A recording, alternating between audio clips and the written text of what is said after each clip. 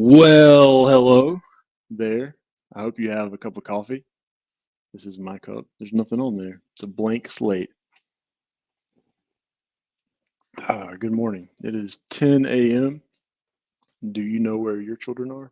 Hopefully at school, or maybe you don't have any.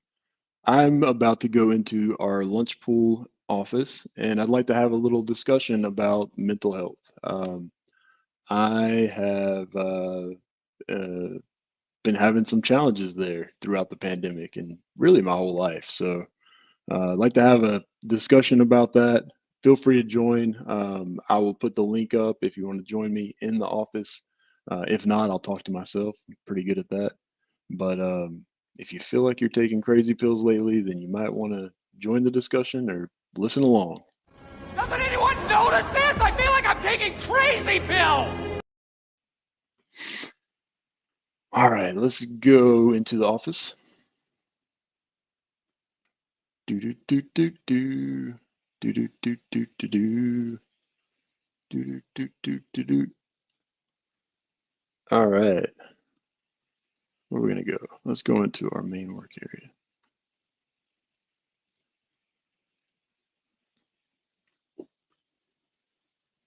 Beep boop boop boop boop boop. All right, here we go. Let's see who's here today.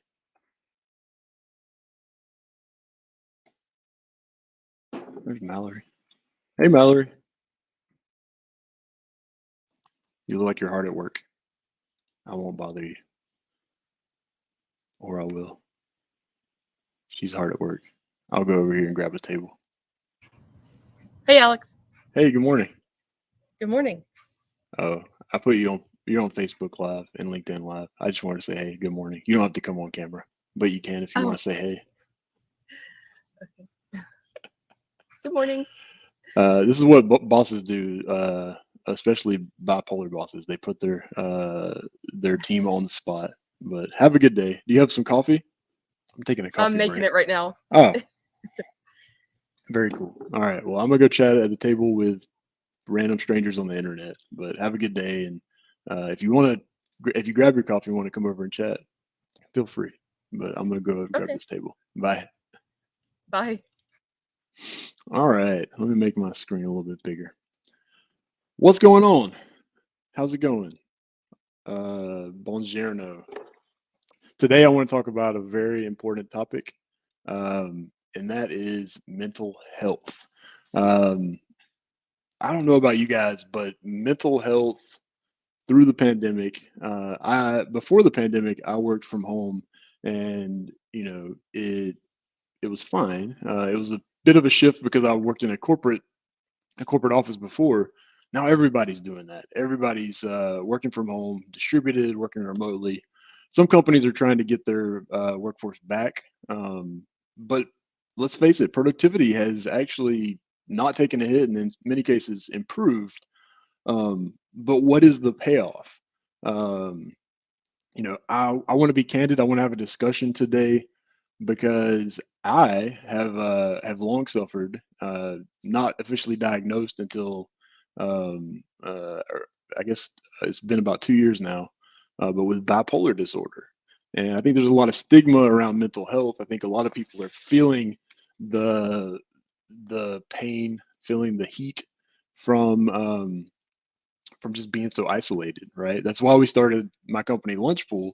Um, Originally was because I felt isolated at my desk. Like I'm a pretty social person, but I have a family history of bipolar disorder, and so with the constant mood shifts, I would kind of retreat inside myself, and the only thing, in my opinion, that would snap me out of it was my lunch buddies and the people around me, the fun connections that I would have with my coworkers, and I mean, we have the virtual office now, so it's actually improved quite a bit, but without these bump ins, it's so easy to just you know go off the deep end. So um, I probably look tired because I've slept a lot lately. Uh, I told my team I quit taking my medicine and went off the deep end, and it's it's tough. Like, I don't know if the shift to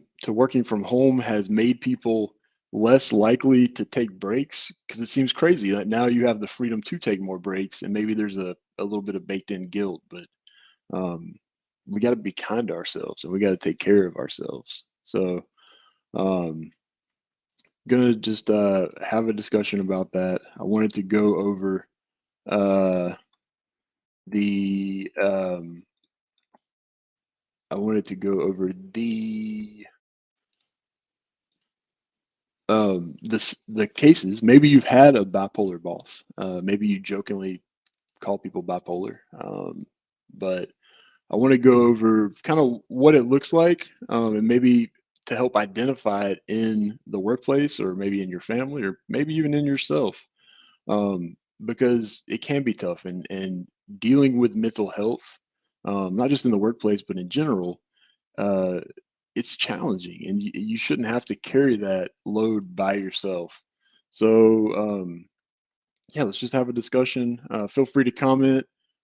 If you want to call in, I've got my phone. I can put it on speakerphone.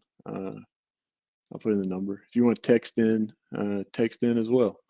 And if you want to jump in our office, I can put the link up for that too. It's hang on, I'll put it up.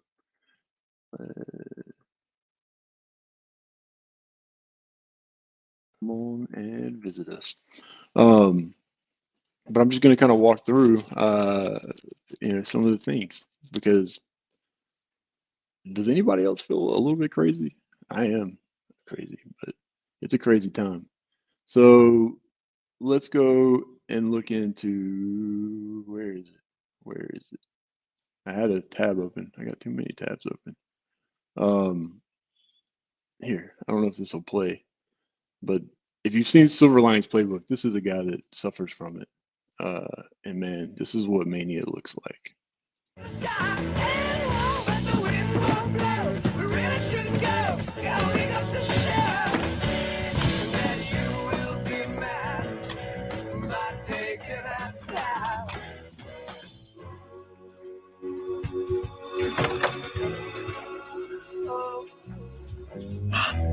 Mom, I can't find my wedding video. Mom, wake up. What is it? Where's my wedding video? It's after 3 o'clock. What are you doing? I looked in here, but this is all your up here for your sewing and everything. Did you put it up What here? about in your father's study? Don't go in my study. Dad, not now. Would you put it in here? Makes no sense for you to put it in here. Patty, what are you doing? He's got all his Eagles videos. We were in one video of my wedding. Is it here? I mean, Patty? wait. It's probably in the attic. What? Are you going in my study? Feels to me like you want to hide my wedding video. No, I'll see anything You from think I you. can't handle it? Please stop yelling. I'm not yelling, Mom. I'm just frustrated because I should have my wedding videos. I looked over there. I already looked all over there. That's a maniac. That's where the term maniac comes from, is mania. But yeah, I just want to make a call to action to be kind to yourself, be kind to your coworkers, and try to explore, and be open about mental health. It is a crazy time to be alive. We're all working from home. We're finding ways, like our virtual office here, to cope, um, and having connections, having discussions, frank or not, with your coworkers is important. I'm gonna go see what Eric's doing, see what he thinks. Hey, buddy, you're muted. Can you hear me? I can, yeah.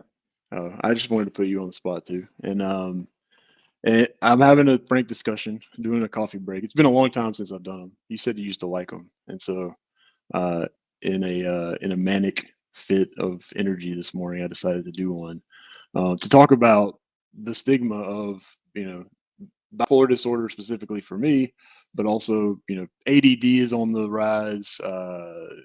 There's all kind of issues out there, and I feel like everybody's affected by it, right? I mean, I know my team is.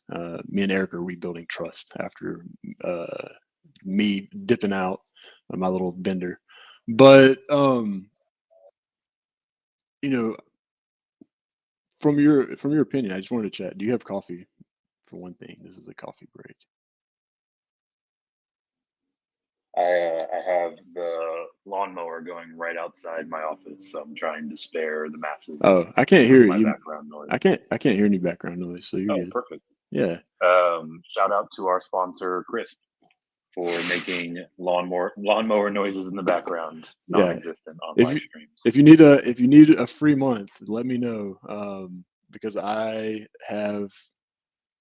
Am I sharing my whole screen? Yeah, I have it free until 2022 March because I just refer this thing out like crazy. Crisp is they're not our official sponsor, but they might as well be because I force all of my team to use it. It uses AI to drown out background noise. That's the plug. Um, but yeah, Eric, real talk. How is it dealing and working with for alongside a bipolar boss, in your opinion? Um, I mean, I don't think it's as hectic as it might seem on its face value or when it's first mentioned, right?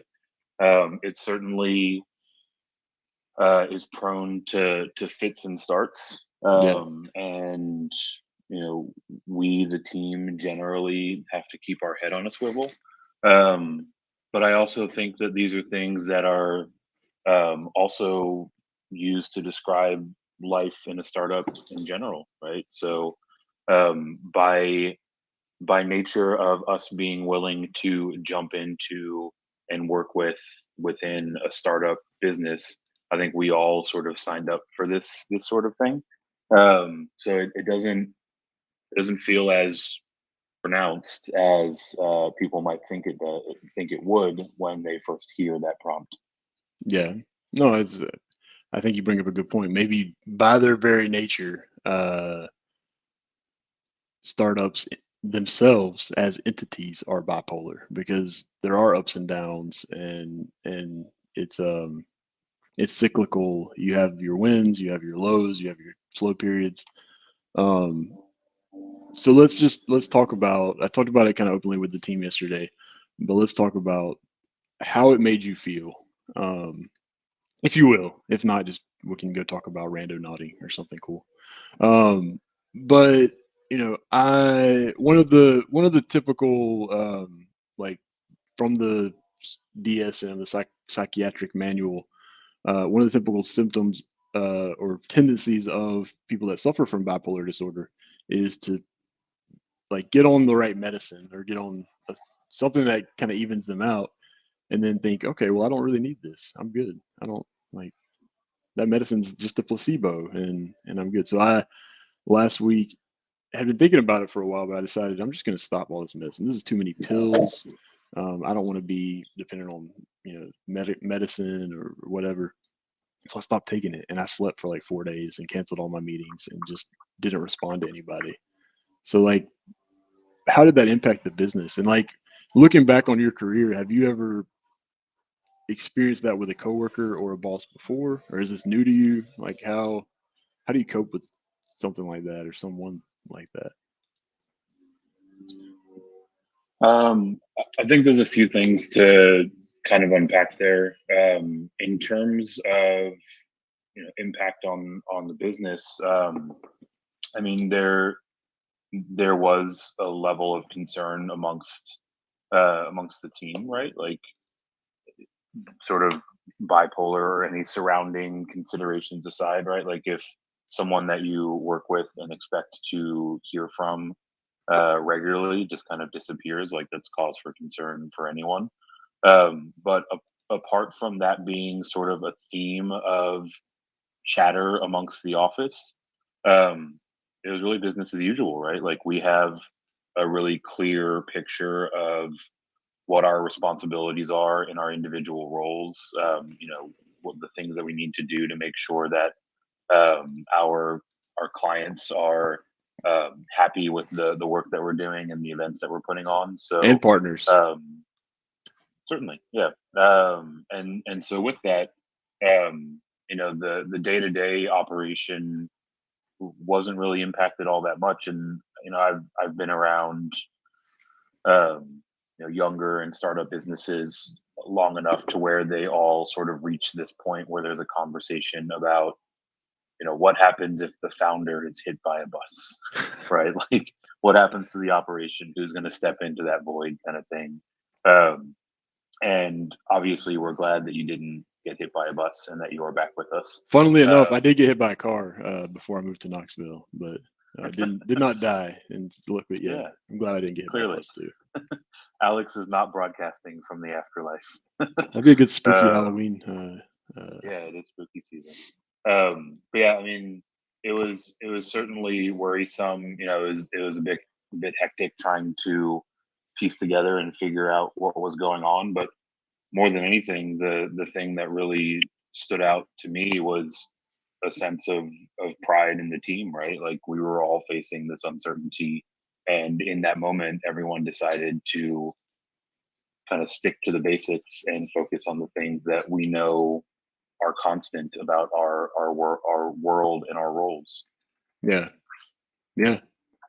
Well, it's a testament to myself because I hired a great team of people. Eric and Mary from my team actually forced me to hire them. They kept annoying me until I finally gave them an interview, and they've been amazing. They're my leadership team. But seriously, it's a testament to the team because you guys know how to deal with me. But on I guess some advice for people that may be suffering for this, because I think I'm pretty sure you have to be bipolar to start a startup. Maybe not, but I think there is a lot of mental health issues with people that are unwilling to accept the status quo. Maybe it's not a disorder, but it's like a general unease with the way things are, good or bad. Um, but I had to learn to delegate, right? Because part of my personality is the need to control everything, right? And I think a lot of founders face that. Um, but I had to learn to delegate, and my team makes me delegate a lot of the time. So I think you're right. It's a testament to the team. If I pulled up my Slack, there's like last week I got a bunch of messages from everybody like, "Hey, are you okay? Just worried about you. Haven't seen you in a little bit." Um, and thank you for that. Thank the team for that if they watch this. Um, but yeah, I want to look if anybody watches this, if one person watches this and is like, I think I might be suffering from that, like go talk to somebody. Talk to your team. But go talk to a licensed healthcare professional. One of the most frustrating things for me when I was trying to get help with my issues a couple of years ago was that it's so hard to get an appointment, right? You're like, I've got this problem. I need to go talk to somebody, and you try to make an appointment. And a lot of times it's like, oh, sorry, we're all booked, or um, you know, yes, we can fit you in 2 months from now. And it's like, I have a problem right now, like, and that's an issue with the healthcare system.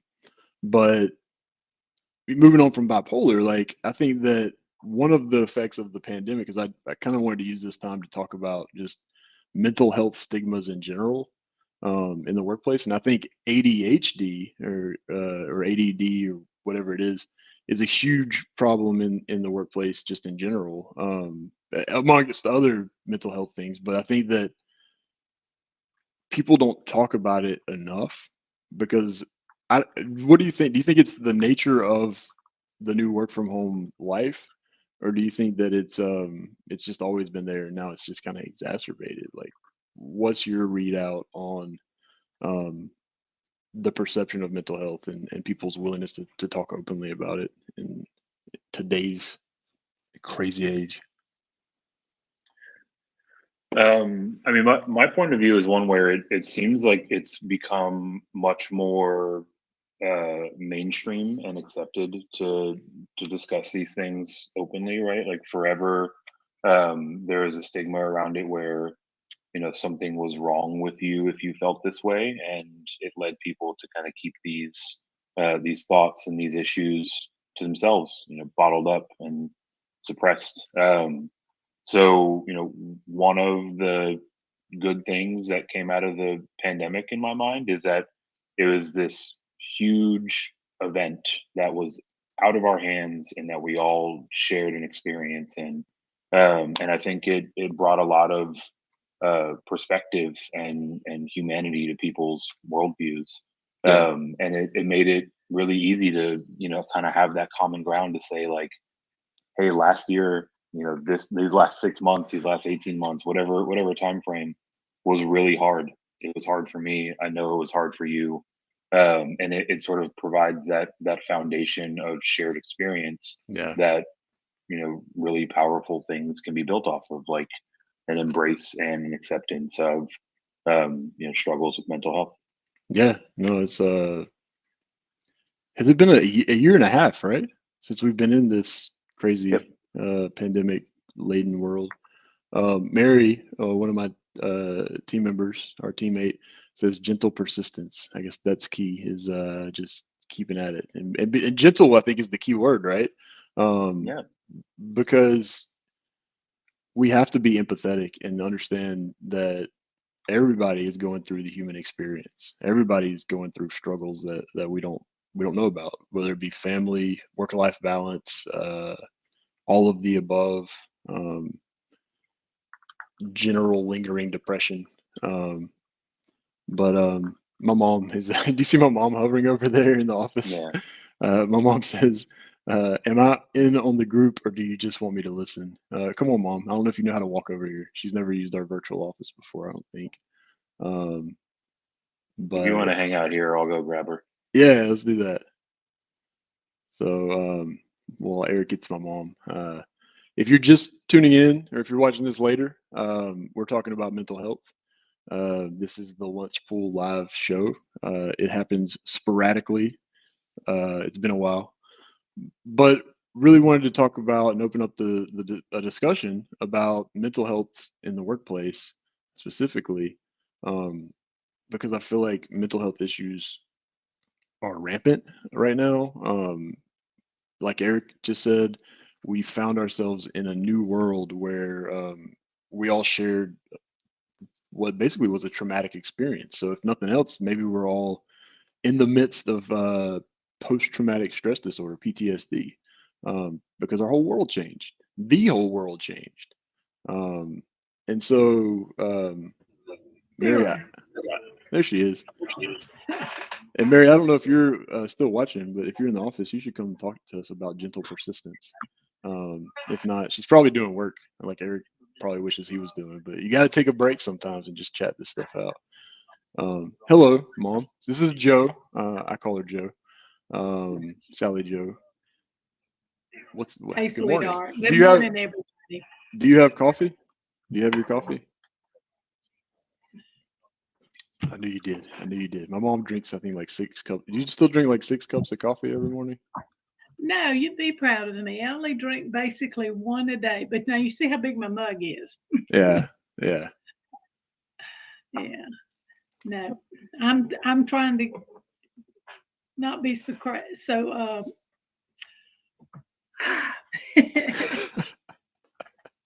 I mean, crazy is what we're talking about. This is crazy talk I central. know, but in my opinion, we should use gentle words as well.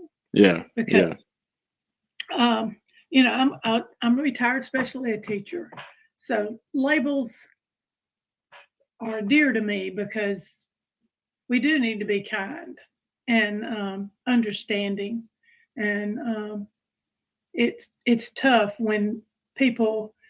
It's not always what you say; it's how you say it. And I know I act crazy sometimes, and that's okay. But when somebody just goes and says, "You're crazy," yeah, I mean, you see the difference, and we just need to remember show respect. I guess yeah, that's the way I feel about it. Because hey, I've been listening to the two of you, and you brought up some very good points. This is a tough world right now. Not that it's probably has always been in for different reasons, but it's really been tough with isolation and everything. And I know you are you know very me. social. You are a very social being because I am. I know that, and we like the people. We like physical appearance and contact, and it's tough. Yeah. Yeah. And but you know, living in a family that has, I mean, my mama was manic depressive. They didn't have bipolar term that long ago, and then of course your dad was diagnosed. You've had some issues. Roxanne's had some issues, That's my sister. She's also. I need to be and gentle language. I was going to call her crazy, but go ahead. Sorry, didn't mean to interrupt. well, and and I'm very OCD, and I know that. I mean, I have my things. I don't seem to have the really high highs and the low lows, the manic depressive, but that doesn't mean I don't have valleys and mountains. We Yeah. all do, Yeah. and it's I've probably had a very difficult time because I wrote be available, but to not enable. I'm probably an enabler, and I don't mean to be. It's just like when you love, and that's my OCD. I want to fix it, and Mhm. it's It's like the hard. desire to control, right? It's Well, you, it's not, and I don't like that word control. I was talking to my neighbor about that the other day. I don't want to control it. I want everybody to be happy. I want everybody to feel loved and accepted yeah. and comfortable, and it's tough. And Well, I think that's what everybody needs. The Beatles. All you need is love. Um, and and, acceptance. and you talked about the language that we use too. I think that's really important, right? I remember being in middle school and I apologize for my past self, but using words like "oh," you're so retarded or whatever, like things like that. And my mom, Sally Joe here, taught special ed until she retired. People that actually suffered from Intellectual disabilities. yeah, I don't know the right word, so I'll just not say it. Well, they But change it all the time, which is yeah, insane because it used to be retarded, yeah, and yeah. then it went to, I guess, what Mentally, people think. yeah, slow or whatever. Yeah, whatever they said, there's a progression. But the language that we use, like, Eric, what do you think? It's like I know that there's people that are like, "Oh my God, my boss is so bipolar." Well, you guys can actually say that and it'd be true. But, on the same token, it's like, "Oh man, I'm so ADD right now." It's like, well, it's actually a mental disorder. Do you think it's okay to use language like that? Does it normalize it? Does it make it okay, or is it kind of does it have a some kind of negative effect in your opinion? Eric froze Who on you ask? the Who you best. ask? I was asking Eric. He froze on the best possible screen. Eric, you look possessed right Or now. less than. Oh, there you go. Sorry, you froze for a second. We didn't hear any of Oh, that. okay. I was saying is that I think language that is intended or used to cast people as other or as less than is generally language to be avoided, right? Hmm. Exactly. In terms of using some of that terminology to describe oneself. Um, I think it's fair to characterize your feelings and your actions in whatever way you see fit.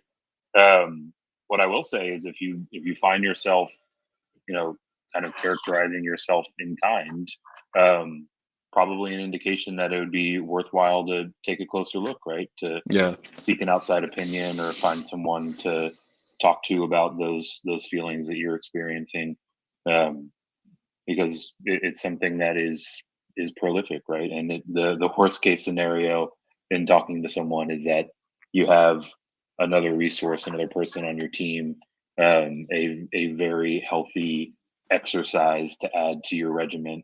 And if there is something more there, then you now have the resources you need to get your hands around that. Yeah. We were in a meeting yesterday, and Mary said something really compelling that I strongly believe in. My teammate Mary, um, Van Bukakis, I can say her last name, even though it's hard to spell. Um, she she said, the whole point of being on a team or one of the points of being on a team is to know each other's weaknesses, right? If you don't, if you hide or shield your weaknesses from your team that you're so dependent on, it becomes harder to work together. And it really being open about this, that like I'm not proud of the fact that I suffer from this thing. I talk about it openly because it helps my team understand where I'm coming from. It helps them. It helps people, not just my team. The people around me, understand what I'm going through in my experience, right? And I've had a lot of people since I opened up about it say, "Hey, I feel like I'm suffering from this too," or "I think my family member is going through this," or "my boss," or "my teammate," or whatever. And it's really helped me understand a little bit and research it some more on my own. Um, but I fully agree with what she said, which was if we know each other's weaknesses or what the struggles that we're going through, then we can pick up the slack. Like you said earlier, Eric, like I needed a break and you cut me some slack and you said, everybody needs a break sometime. There are better ways to go about it, communicate with people that you were going on a 3-day hiatus or whatever. But you guys did pick up the slack there. And so sorry. My mom's No, I'm sorry. John walked in. I just, oh, I hey was, John. I wouldn't, I'm sorry. It's okay. Alex Hey John. Hey, Alex. Hey. and Eric. And the entire internet. Well, at least the people that I'm connected to. We're just talking about mental health and stuff in the workplace. And so I forgot what I was talking about, honestly. Later. He ain't got his hearing aids on. I'll tell him later. This is perfect. This is what live internet, TV, whatever you want to call it, breaks on the internet should be like.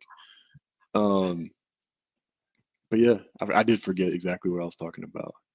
But your team, the team is so important because if you don't communicate with one another, how are you going to do work together?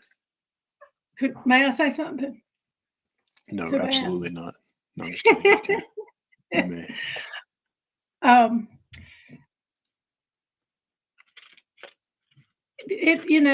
A team is like a marriage or a partnership. I mean, it's all of these, whatever term you want to have it, roommates, whatever. I've always felt if you know each other's strengths and weaknesses, and of course this applied to my job as well, because I would focus on praising and encouraging my students' strengths to give them, it gives you gratification. And their weaknesses is what we worked on, or maybe stayed away from if it was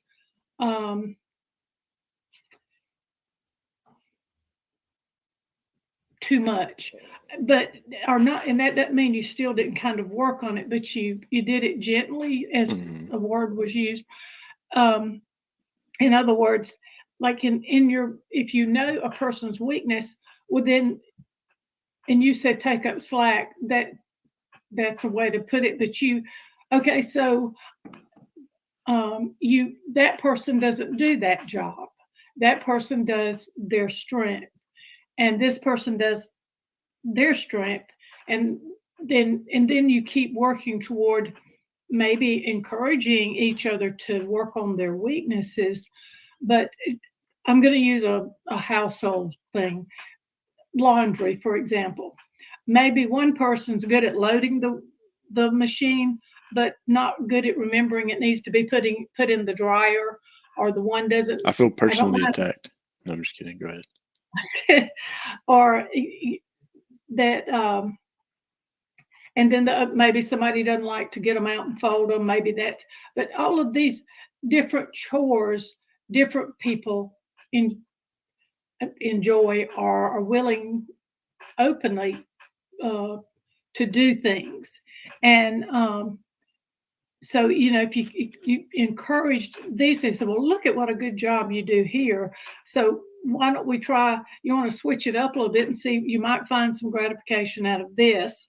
And you know, we studied a lot of different protocols and things. Boys Town, in your all teaching. these, and yeah, my teaching. And one thing with Boys Town was you have to correct a behavior. You have to explain to them what went wrong, but you try to make your last statement, your last thing to them, to remind them of, for example, if a student been out of control, but now he or she is sitting there, we'd say, what you did a while ago was blah, blah, blah, blah, blah, blah. But I really like the way you're sitting here and listening to me now. So let's get back to the task at hand. Try to leave with a positive. Mm-hmm. And, well, you talk. Sorry, let me jump in real quick. No, that's fine. Because I agree. I think that Eric, you talked about not using less than language, and like, can you share some examples of that? Because I do think that language is so important. The words that we use to each other, they have a big impact, right? Good or bad, depending on which words we use. I agree with your statement. I'm not sure what you're wanting me to. No, I was just saying, like, what are some examples of less than language that you've seen, and maybe how it should or could have been phrased to have more of a greater than, I don't know, whatever the opposite of that is. I mean, I don't think there's really like a definitive guide to this sort of thing, right? Like, I think a lot of it has to do with presence and consideration, right? So, like, as you are determining what words you're going to use, if you find yourself saying something that you think you would take offense to if you were in that category, then don't say it. Yeah. In a general sense, anything that is a word that used to be used or referred to in one way or another is probably something to be avoided, right? The things that have changed over the course of time have largely changed for good reason. Yeah. So yeah, I mean, I think it's more about being considerate and trying to be, present in the moment and in the words you choose to use. Yeah. Could I say something to that as well? Mm-hmm. Yeah. Also, with what he's saying, in what we've been talking about, if you know each other, the word trigger comes to my mind. You know these triggers. So if you can avoid those, but sometimes we just mess up. I remember, and we all have different groups have different language, and it is very difficult to know everybody's language. Alex probably knew more than anything because he helped me set up different templates and things for my work. But and he also did some volunteering with special ed, and I appreciated that. But if you don't know the language, sometimes you can say something that could be offensive. And if you realize it, then say, well, I apologize. Tell me what I should have said, and not get defensive. In other words, learn from it. Try to learn from it. But we do all have I really can't talk to you about a lot of computer stuff and those kind of things. I've learned a lot from Alex. He's been very kind and gentle with me on a lot of things. But we if we know the people, it's like you said, get to know them, then we probably know we wouldn't want to be, we might not want to use a particular word or phrase or something. And also I'd like, sometimes people say, oh, I'm OCD, I'm bipolar, I'm da, da, da, and they do it nonchalantly, but that doesn't mean that it's really not eating them up inside. So if you ever can get them in a private conversation, try not to make it public. I call it being professional, or is my phone is going crazy. It's the ADD world that we live in. It's a constant distraction. Do it. Be it be private. You know, uh, you're less defensive if you don't have an audience you've got to prove a point to. Yeah. If it's just between two people. I'm sorry. It's And okay. I just So what you're saying is you basically, when you have something, either a beef or some communication issue, take it privately. if you can, If you yes. can, like, don't bring it up in front of the group. Yeah, I agree with that. And I know I've been guilty of in the heat of the moment when you just want to say something that's on your mind. It can be easy to just come right out and say it, but it can be very damaging Yeah. as well. Or name calling, just even in, sometimes a joke hurts. Hmm. You just don't. In playing, if you know that at that really is not something somebody, if they've asked you not to do it or whatever, um, I don't know. It's a tough world. It's like you said, there is so much confusion and so much out there. There is so much of what is correct, what is not correct. We are walking on eggshells. Yeah, yeah. I mean, I agree, but I think that in some cases we need to walk on eggshells. Not walk on eggshells, but we need to. I mean, it's what you said, Eric. I think that well, both of you said. When Mom, you talked about uh, loving. Everybody wants to be understood, to feel loved, to feel like they belong. And Eric, I think one of the ways that we can reinforce that is through gentle language and language um, that reinforces the trust and respect that we have for one another, um, which during this crazy time can be challenging. Well, cool. Well, if anybody has anything to add in the comments, add it. We're gonna probably wrap up soon. I know Eric's. I think I just bombarded him with this 1 hour coffee break. So thanks for joining me. Thanks for joining in, Mom. You're retired, so you can pretty much do this whenever. We should do this more often. Um, I hope I didn't say too much. I love you and I love your group. I appreciate how they support you and how you support them. I'm very proud of Lunchpool. I I'm so support embarrassed y'all right all the now, time. but I'm so embarrassed right now. But But thank you, Mom, for saying that. And team, if you're watching this, my mom is not only proud of me, but also very proud of you, I am. for the support that you give me. Cool. Well, we'll wrap it up, Mom. If you want to drop off, I'll call you later. I am. If I Eric, can figure out how to do that, baby, I love you. Eric, and Pop I. out a video. You can just close out the window. Oh gosh. Okay, bye, baby. um, and Eric and I like to close out these breaks with a song. Eric is a world-renowned opera singer. You may not know about him. Eric, what song do you want to sing to close this thing out? I'm just kidding. I'm not gonna make you sing unless you want. He's out. Love it. I love that. Um, no, I mean, I guess final words. Eric, you should be a talk show host, but um, because you're so succinct, and that's one of the things that I respect most about you on the team. You can sum things up that me or someone like my mom, the Abels would ramble about. So, mental health in the workplace. It's been the topic of our discussion. We've talked about a bunch of stuff. We talked about bipolar bosses. We talked about ADHD, the language that we use with each other, the importance of a team and communicating issues that you may be struggling with your team. Sum it all up.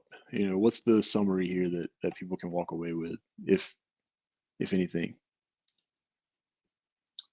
I don't really know if there is a summary or a clean summary to a topic such as this, right? Yeah.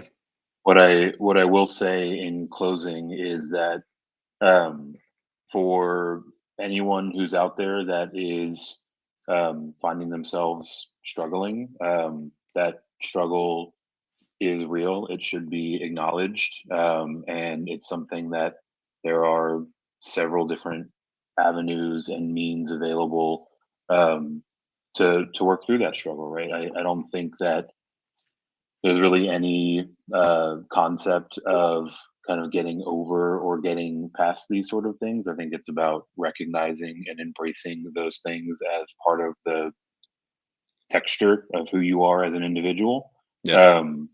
and pursuing the tools and support that you need in order to still, find meaning and fulfillment Balance. through, the balance, as you put it, with that being part of your picture. Yeah, I love that. So what I heard there is it's important to realize that even though they may be called mental health disorders, or we have challenges with interpersonal communications, whatever we want to label it as, it's part of life. It's it it I'm not gonna say makes it fun, but it makes it interesting, if nothing else. Um, but as important as it is to have to focus on gentle language and not using less than language with each other, it sounds like you're kind of advocating too for being kind to yourself, right? I know I can be a scoundrel to myself and some of my internal dialogue. Um, but talking to the team, having discussions with you guys really opens it up. So we can close with that. Uh, be kind to yourself, be kind to one another, and talk things through. You don't have to talk about them openly with the internet, um, but you can. You can always come into our office here, and we'll chat with strangers or friends, family, whatever. But talk to somebody, because it's a lot to carry the burdens of the COVID age on your shoulders. Um, and let's face it, there's a lot of burden right now. We're trying to figure out how to adjust and live in this new world. So let's do it together. I really wish you would have sang, Eric, but it's okay. We'll put on the outro here. This is a quick production. We'll have to do these regularly. What do you think, Eric? Regularly, or once a quarter? I mean, once a quarter is regularly, but True. yeah, Touche. I think frequently is good. Awesome. All right. Well, Eric, get to work, you slacker. No, I'm just kidding. Don't forget to take a break. Everybody that's listening or watching or idly passing the time, wishing that it was 5 o'clock. And yeah, be kind to yourself. See ya.